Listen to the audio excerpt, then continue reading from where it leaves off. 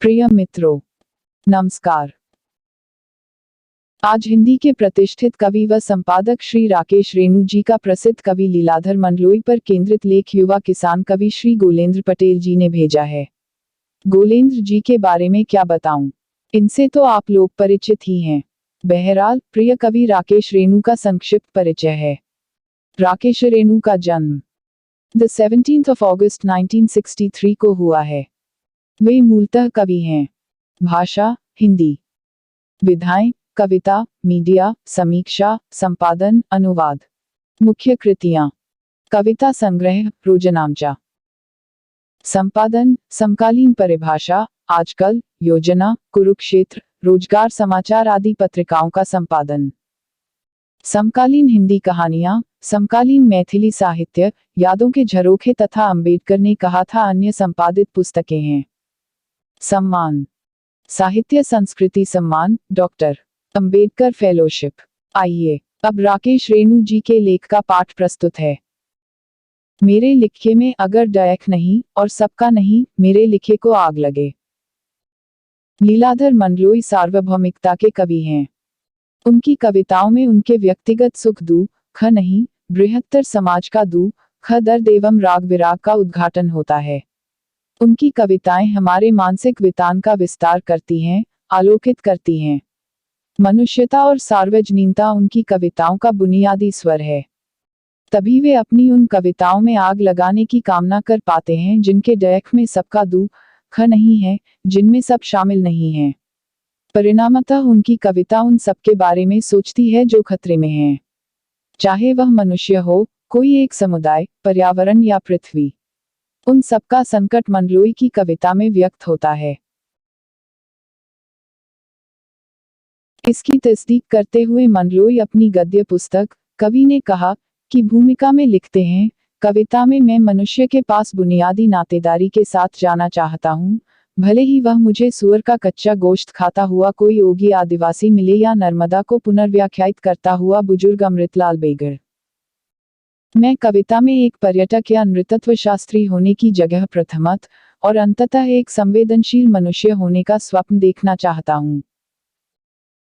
कवि की यह कोशिश उनकी अब तक प्रकाशित प्रायः सभी संग्रहों में दृष्टिगोचर होती है। बीते साल के ठीक आखिरी दिन एक साथ 3 किताबें हस्तगत हुई। इन तीनों के केंद्र में कवि लीलाधर मंडलोई हैं।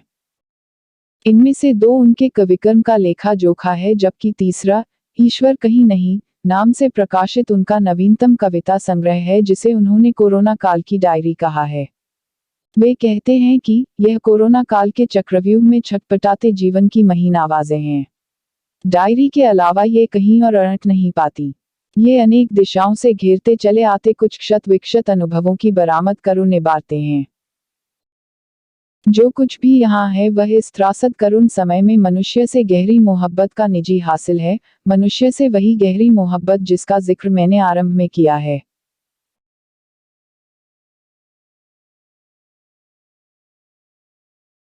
इसकी बानगी, ईश्वर कहीं नहीं, में संकलित प्रायः सभी छोटी छोटी कविताएं देती हैं एक चित्र देखा। चित्र में सफेद टोपियां पहने 4 इंसान हैं।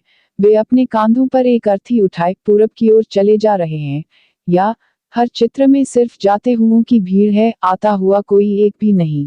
या फिर भीड़ है, भूख है, प्रार्थनाएं हैं, आंसू हैं, मास्क और कपड़ों से बंधे हुए मुंह नाक पुरुषोत्तम दूर दूर दिखाई से बाहर। या फिर लहू जलाने वाले उन्हें एक पल को याद ना आए, दिए जलाने वालों से भर गया मीडिया। इस तरह की पंक्तियों से पूरा संग्रह भरा हुआ है। यह संग्रह मंडलोई की पहले के संग्रहों की तरह हर कविता प्रेमी के लिए जरूरी पाठ है। इसे सूर्य प्रकाशन मंदिर, बीकानेर ने प्रकाशित किया है। मनुष्यता की इबारतें और कविता में आग, लीलाधर मंडलोई के कवि कर्म पर केंद्रित आलोचना पुस्तकें हैं। इन्हें क्रमशः जानकी प्रसाद शर्मा और युवा समीक्षक विकास कुमार यादव ने लिखा है। मनुष्यता की इबारतें के लेखक जानकी प्रसाद शर्मा की ख्याति हिंदी और उर्दू के बीच के पुल की है।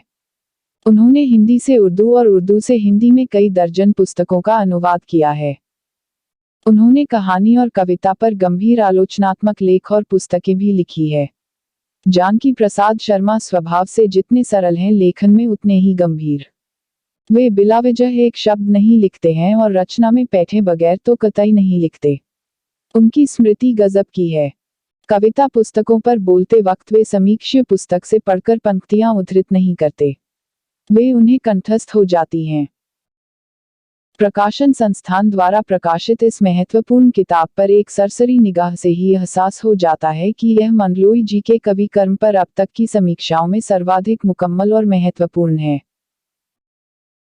मनुष्यता की इबारतें को युवा समीक्षक विकास कुमार यादव की कविता में आग के साथ पढ़ा जाना चाहिए। कविता में आग विकास कुमार यादव के एमफिल के शोध प्रबंध का संपादित रूप है। इस लिहाज से पत्र पत्रिकाओं में लेखन से इतर यह उनकी पहली किताब है। विकास के पास नई समीक्षा दृष्टि है और आधुनिक हिंदी कविता परंपरा की गहरी समझ। कविता में आग यह पुष्ट करती है कि नए उभर रहे आलोचकों के बीच विकास के अगले कामों पर निगाह बनी रहेगी। इसका प्रकाशन भारतीय ज्ञानपीठ ने किया है। यह कहने की जरूरत नहीं कि ये दोनों आलोचना पुस्तकें मंडलोई के 4 दशक से ऊपर के कवि कर्म को गहराई से समझने में मददगार होंगी। धैर्य से सुनने के लिए बहुत बहुत धन्यवाद और गोलेंद्र जी के प्रति आत्मिक आभार कि उन्होंने इतना अच्छा लेख भेजा। पुनः आप सबका धन्यवाद।